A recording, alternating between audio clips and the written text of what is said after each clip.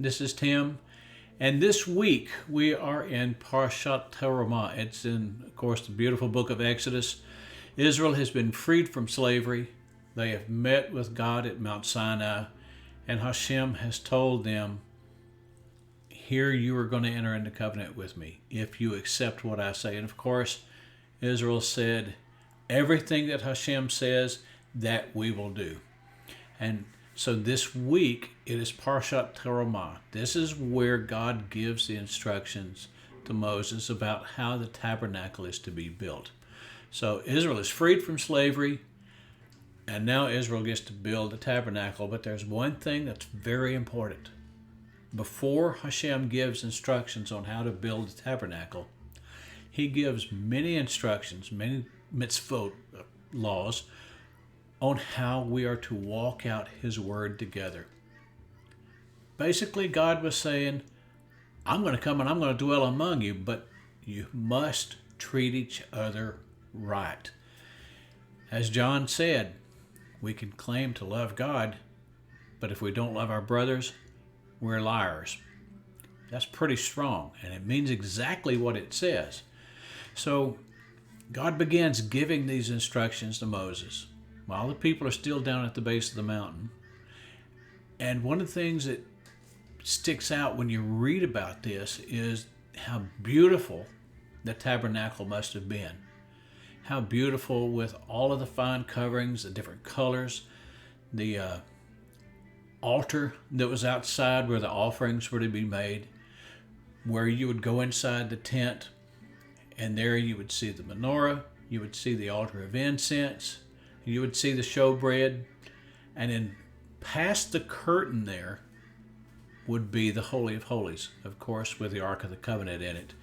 And that's where the high priest would only go in once a year. So it's a really big deal that God said, you're going to make this beautiful space for me, and I will come and I will live in you.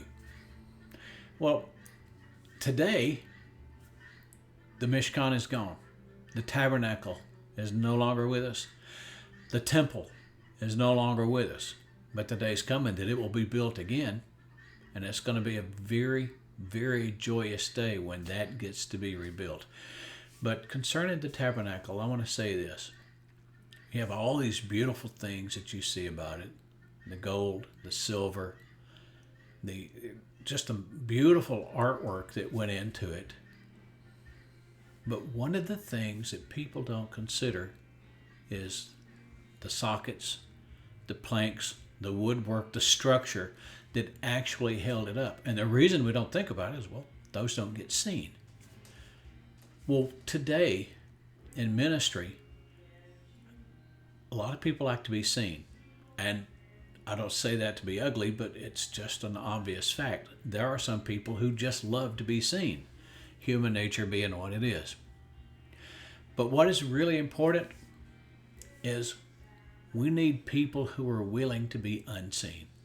People who are willing to be like the planks and the crossbars and the sockets and everything, that do the work of the kingdom, not to be seen, not to be told, oh, you're wonderful and everything else, but simply and humbly to do what God has told us to do for the sake of his kingdom.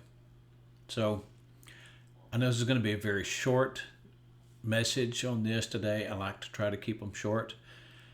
Congregation Beth Yeshua, my wife and I will be there with you this Shabbat, and I will actually be speaking on the building of the Mishkan. Just a little hint, it's given more than one word. It's not just Mishkan, it's also called something else, something very, very prophetic, and something that is great to come along a little bit later. So that's all for now. Good Shabbos, everybody, and the Lord bless you.